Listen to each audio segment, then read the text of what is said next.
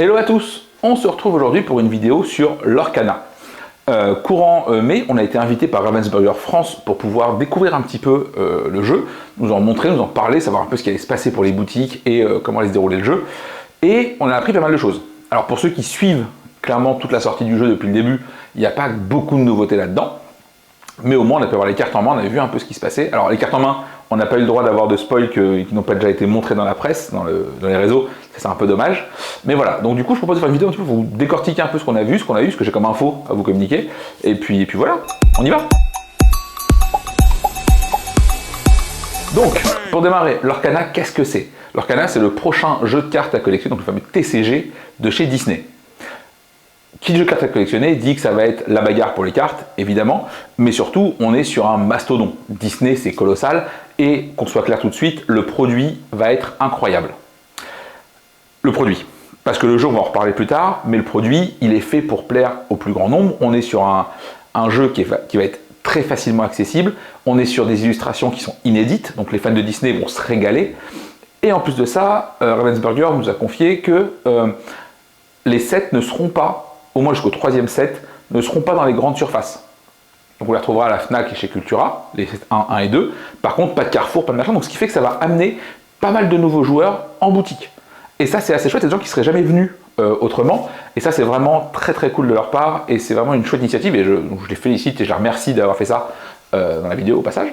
Donc voilà, ça c'est important. Après, en termes de produits, qui dit TCG dit évidemment donc des boosters, des decks de démarrage. Il y en aura 3. Ils seront au prix de 20 €. Et pour le coup, ils ont été assez malins. C'est que toutes les cartes disponibles dans les starters sont disponibles aussi dans le set de collection en booster. Ce qui veut dire que si jamais vous êtes joueur habitué et que vous ne voulez pas de deck de démarrage, vous n'avez jamais à vous dire « putain, il faut que je l'achète parce qu'il y a des cartes exclusives ». Là, ce n'est pas le cas. Vous avez juste vraiment les cartes que vous retrouvez dans la collection, dans les starters qui sont déjà mis en place. Je les ai vus un petit peu. Alors, on n'a pas vu toutes les cartes, mais on les a vus un petit peu. Ils sont un peu légers.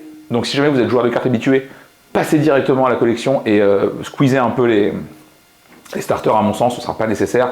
Et en plus, ça ne file pas forcément l'image du jeu la plus élégante. À titre perso, c'est ce que je trouve un peu. Donc voilà, ça c'est pour les starters. On va avoir également toute la partie goodies. On va avoir donc des classeurs, portfolio A5. On va avoir des sleeves. 3 formats, je crois, Reine des Neiges, Captain Crochet et Mickey, globalement. Ce qui est plutôt cool, c'est qu'en plus, c'est formé par 65. Et les decks font 60 cartes. Donc ils n'ont pas fait à la Ultra Pro ou machin, où genre du coup, tes decks font 60 cartes et ils te font genre, hey, les sleeves par 50, tu vas acheter 2 paquets. Ça, c'est vraiment plutôt cool de leur part. Et à côté de ça, il y a aussi 2 gift box, enfin, je ne sais pas quoi le nom exact, mais une avec des cartes un peu collector plus grandes, très jolies, que tu offres ça à ton petit neveu parce que c'est très cool. Et un pack, la Troph Chest, je crois que ça s'appelle Troph Pack, moi je suis pas sûr, uniquement en anglais, avec des envies booster, des deck box à monter en carton et une boîte de rangement qui est assez cool. Pas dispo en français pour les sets 1 et 2, mais qui seront plus tard en français. Ce qui veut dire qu'actuellement, ce sera la seule façon d'avoir de la VO au démarrage, pour ceux que ça intéresse.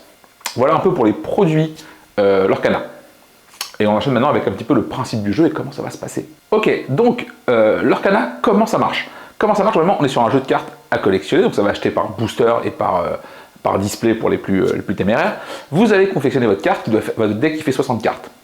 Il y a 6 couleurs dans le jeu et votre deck devrait faire forcément 2 couleurs maximum. Ok? Et le principe, c'est qu'en fait, ils ont réussi à enlever le système de mana si cher à Magic, et qui en fout beaucoup de joueurs, moi le premier.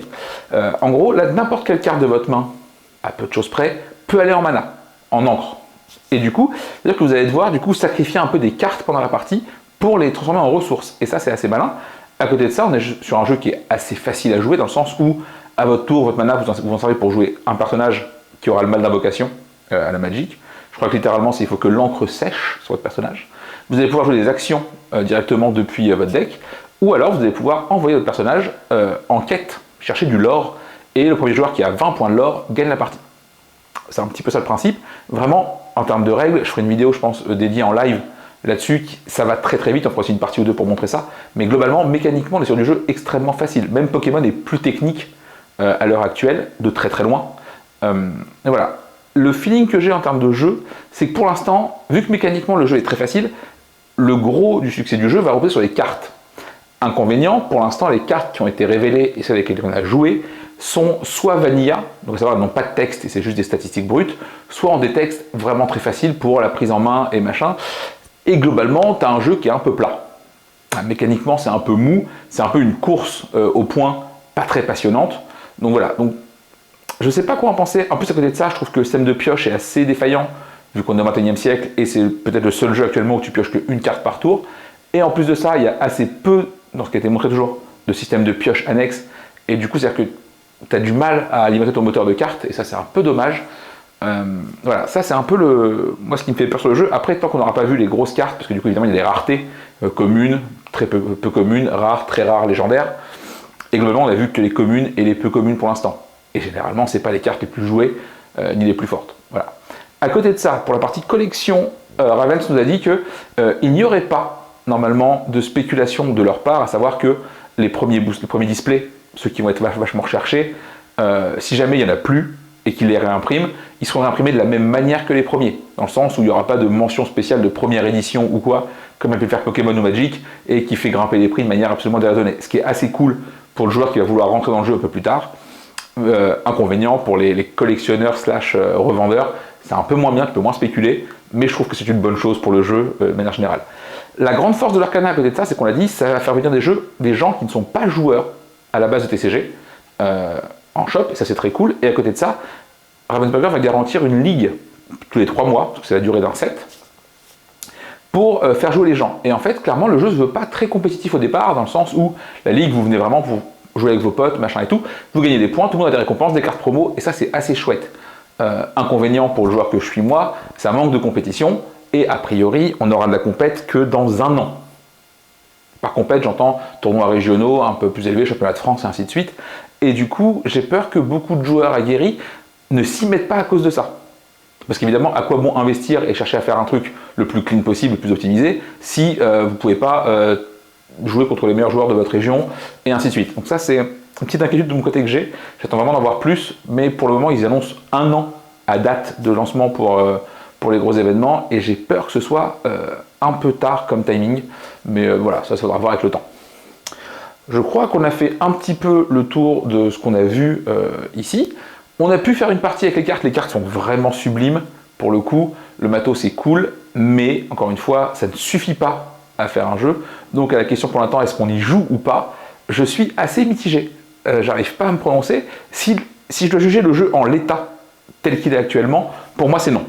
Pour moi c'est non parce que ça manque trop d'effets intéressants pour me motiver à jouer au jeu et à y jouer souvent. Parce que clairement, en tant que joueur de cartes, je me suis mis à Flesh and Blood il y a genre, maintenant je vais faire 1 mois à peu près, j'ai déjà dû faire 50 parties depuis, pour comprendre comment ça marche, voilà, pour m'améliorer. J'ai pas ce feeling là pour l'instant sur Disney, j'en ai déjà fait une dizaine en ligne et en vrai lors de machin, et le jeu ne m'encourage pas à faire ça. Mais, encore une fois, on a vu que un quart des cartes, et encore pas les meilleures, et du coup tout le jeu va reposer sur ça. Est-ce qu'ils auront la capacité, est-ce que l'Arcana aura la créativité nécessaire pour rendre toutes ces cartes intéressantes et donner envie aux joueurs de créer des choses? J'espère, parce que vraiment le lore est sublime, jouer avec du Disney c'est très très chouette, les illustrations sont toutes différentes, vraiment il y a plein de points positifs, mais avant tout pour moi je veux un jeu, et je veux un jeu auquel je joue, et pour le moment c'est pas le cas. Mais j'ai très hâte d'avoir tort sur le sujet, pour pouvoir un petit peu, voilà. Après, je sais qu'en bossant en boutique, clairement, c'est un jeu que je vais faire découvrir aux gens, parce qu'en famille, je pense que ça marche très bien. En plus, le jeu se joue de 2 à plus que 2 sans changement de règles, ce qui est assez malin aussi. Il y a juste la durée de la partie qui va un petit peu augmenter, mais globalement, tu ne changes pas les règles. Donc en famille, en mode jeu de société, ça fait vraiment cartonner. Et à côté de ça, la collection fera que Disney, c'est assez énorme là-dessus. Voilà, a priori, il y aura peut-être du Pixar plus tard, mais c'est pas sûr et c'est pas été confirmé. Mais normalement, pas de Marvel, pas de Star Wars. Ça, c'est aussi une très bonne chose parce que j'en ai ras la casquette perso. Donc voilà, j'ai hâte à titre perso de pouvoir jouer Stitch, mais pour ça, il va falloir que le jeu me propose plus de contenu. Et j'ai hâte qu'on soit du coup au 18 août, qui est date de sortie officielle, pour voir effectivement les différentes cartes, parce que je crois qu'ils ne spoileront plus de cartes jusque-là. Donc vraiment, ça va être un peu la surprise. Et on ne sait pas. On ne sait pas. En l'état, c'est non, mais si les cartes et si les game designers taffent assez bien sur les effets pour donner envie d'être joué, ça pourrait être oui. Parce que le jeu est très simple à jouer, mais trop simple pour l'instant pour moi. Donc voilà, je pense qu'on a fait un petit peu le tour. Je vous fais à tous de gros bisous. Portez-vous bien, et puis comme d'hab, on se voit très vite. Ah, et n'oubliez pas de vous abonner à la chaîne, c'est quand même toujours très cool, ça me fait plaisir, et puis en plus, ça permet de faire monter les chiffres, et c'est cool. Ça motive à travailler encore plus, et ça, c'est assez chouette. Je vous fais des bisous, portez-vous bien. Allez, ciao.